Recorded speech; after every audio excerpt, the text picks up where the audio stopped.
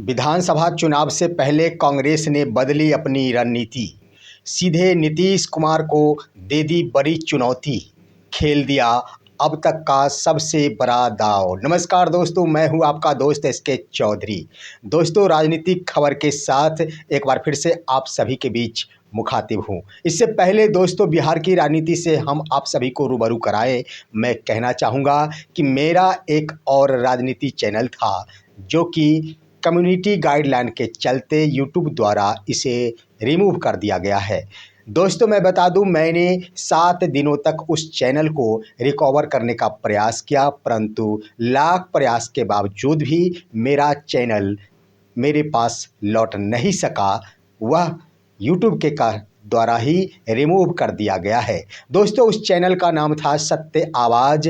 अच्छा खासा रन कर रहा था और व्यूअर्स के पास इसकी सूचना और खबर पहुंच रही थी, परंतु एक बार फिर से नए चैनल के साथ आप सभी के बीच बिहार की राजनीति के साथ आया हूं।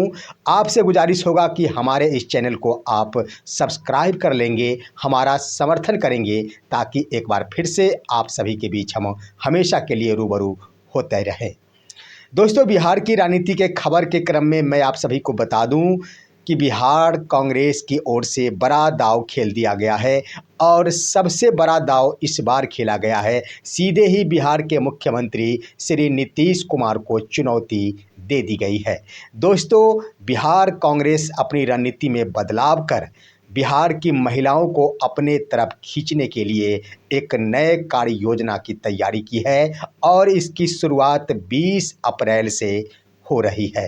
दोस्तों, इस पर चर्चा करने से पहले मैं एक बार फिर से कह देना चाह रहा हूं, मेरे इस चैनल को सब्सक्राइब कर लेंगे।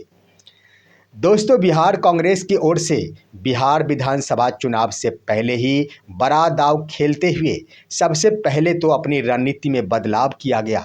उससे पहले की बातें कर ली जाए तो 17 अप्रैल को ही तमाम महागठबंधन की ओर से बैठक का आयोजन कर समन्वय समिति का गठन कर लिया गया।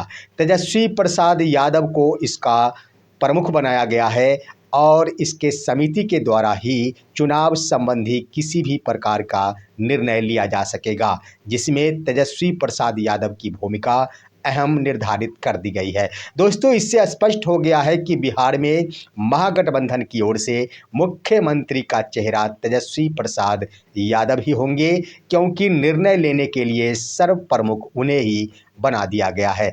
और उसके तुरंत बाद ही 18 अप्रैल को कांग्रेस के द्वारा रणनीति में बदलाव करते हुए बिहार की महिलाओं को अपने तरफ कैसे खींचा जाए, इसके लिए रणनीति तैयार कर ली गई है। इसके लिए इतना ही नहीं दोस्तों, अखिल भारतीय कांग्रेस महिला राष्ट्रीय अध्यक्ष अलका लांबा बिहार के पटना में उपस्थित रही और इसकी शुरुआत भी उन्होंने कर डाली है। जो भी रणनीति का निर्माण किया गया है दोस्तों, उसमें सबसे बड़ी रणनीति ये रही है कि बिहार कांग्रेस की ओर से एक नई योजना की शुरुआत की गई है, जिस योजना का नाम है चर्चा महिला की बात कांग्रेस के साथ। यानी महिलाओं को अपने तरफ खींचने के लिए कांग्रेस बिहार की महिलाओं से बातचीत करेगी। इसके लिए सिर्फ इतना ही नहीं कार्य योजना का निर्धारण किया गया है। गांव-गांव में जाकर, हर प्रखंड में जाकर कांग्रेस की महिला कार्यकर्ता महिलाओं से मुलाकात करेगी, उनके समस्याओं पर अपना ध्यान केंद्रित करेगी, उनके साथ क्या क्या समस्याएं हैं उस सभी को आने वाले विधानसभा चुनाव के दरमियान घोषणा पत्र में भी कांग्रेस के द्वारा जारी किया जाएगा। दोस्तों, सबसे पहले आइए हम बातें करते हैं महिलाओं के लिए कांग्रेस की ओर से कौन कौन सी कार्य योजना बनाई गई है। सबसे पहले हम आपको बता दें दोस्तों कि कांग्रेस महिलाओं को अपनी पार्टी में ज़्यादा अहमियत देना शुरू कर दी है। इसके लिए कांग्रेस की ओर से जो रणनीति बनाई गई है, उसके अनुसार प्रदेश कार्यकारिणी में 50% महिलाओं को स्थान दिया जाएगा। जिस तरह से जिलों में जिला अध्यक्ष हुआ करते हैं, जिलों में कार्यकारिणी होते हैं, उसी प्रकार प्रदेश कार्यकारिणी में 50% महिलाओं को स्थान दिया जाएगा। इतना ही नहीं दोस्तों, कांग्रेस की ओर से जो रणनीति बनाई गई है, आने वाले विधानसभा चुनाव में कांग्रेस 30% महिलाओं को उम्मीदवार बनाने की योजना तैयार कर ली है। बहुत बड़ी कार्य योजना है दोस्तों। महिलाओं को अपने तरफ खींचने के लिए कांग्रेस का यह बड़ा दांव है और इस दांव से सबसे ज़्यादा अगर प्रभाव पड़ेगा तो माननीय नीतीश कुमार को पड़ेगा, क्योंकि नीतीश कुमार बराबर ही ऐसी योजनाओं को क्रियान्वित करते हैं जिससे महिलाओं को अपने तरफ खींचा जा सके। दोस्तों, आप इसका उदाहरण देख सकते हैं, चाहे जीविका दीदियों का गठन हो, चाहे वो महिला बैंक मित्र की बहाली हो, चाहे बिहार में शराबबंदी कानून हो, हर प्रकार की कार्य योजनाओं से मुख्यमंत्री नीतीश कुमार महिलाओं को ही अपने तरफ खींचने का प्रयास किए हैं। इतना ही नहीं दोस्तों, पंचायतों में आरक्षण, शिक्षक बहाली में प्राथमिक स्तर में 50% महिलाओं को मौका दिया जाना, माध्यमिक स्तर में 33% महिलाओं को मौका दिया जाना, ये तमाम कार्य योजना यही दर्शाती है कि माननीय नीतीश कुमार महिलाओं के बदौलत ही बिहार में 20 वर्षों से काबिज है और अब उन्हीं के बनाए गए रणनीति पर कांग्रेस के द्वारा प्रहार कर दिया गया है। कांग्रेस की ओर से जो रणनीति बनाई गई है दोस्तों, वो अपनी पार्टी में स्थान देना तो अलग की बात है, उसके बाद 30% महिलाओं को विधानसभा चुनाव में मौका प्रदान किया जाएगा, यानी उन्हें उम्मीदवार बनाया जाएगा। इससे भी बिहार की महिलाएं कांग्रेस की तरफ आकर्षित होते जरूर दिखेगी। उसके बाद दोस्तों, कांग्रेस की बैठक बिहार के पटना में कांग्रेस प्रदेश कार्यालय सदाकत आश्रम में हुई थी। इसमें राष्ट्रीय महिला अध्यक्षा अलका लांबा उपस्थित रही। उन्होंने चर्चा महिला की बात कांग्रेस के साथ की इसकी शुरुआत कर डाली है, नींव डाल दी है और जो कार्य योजना बनाई है इसकी शुरुआत 20 अप्रैल 2025 से 31 मार्च 2025 तक निर्धारित कर दी गई है। 100 प्रशिक्षित महिलाओं को तैयार किया गया है। जो कांग्रेस 100 प्रशिक्षित महिलाओं को 20 अप्रैल से बिहार के 534 प्रखंडों में भेजेगी।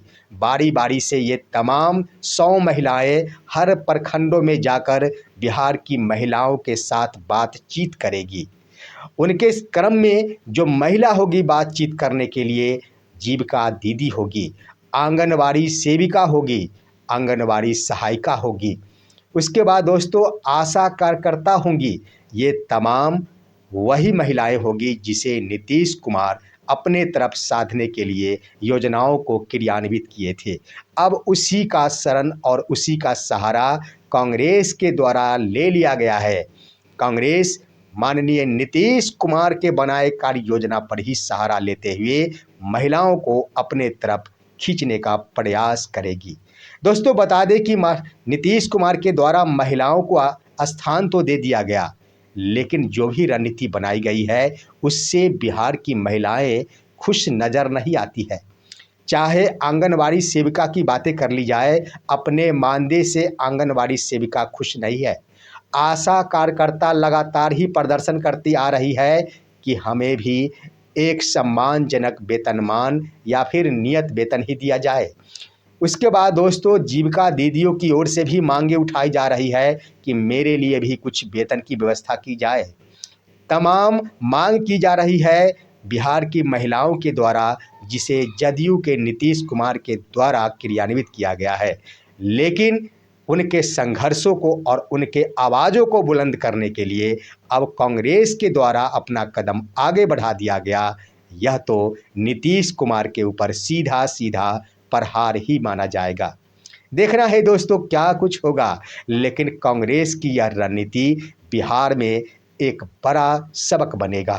नीतीश कुमार को इससे सबक लेना होगा कि नीतीश कुमार बिहार में 20 वर्षों से सत्ता पर काबिज है, इसका मुख्य देन बिहार की महिला ही है। और एक बार फिर से जब कांग्रेस के द्वारा बिहार की महिलाओं को अपने तरफ खींचने के लिए कार्य योजना तैयार कर लिया गया है, तो निश्चित ही इस बार का विधानसभा का चुनाव बदलेगा, इसकी तस्वीर बदलेगी, इसकी रूपरेखा बदलेगी, लेकिन उससे पहले क्या कुछ होना है ये देखना बड़ी बात होगी। फिलहाल आज की खबर बस इतना ही दोस्तों। हमारे इस वीडियो को शेयर अवश्य कीजिएगा, हमारे इस वीडियो को लाइक कीजिएगा। एक बार फिर से दीजिए अपने दोस्त एस के चौधरी को इजाज़त। तब तक के लिए नमस्कार।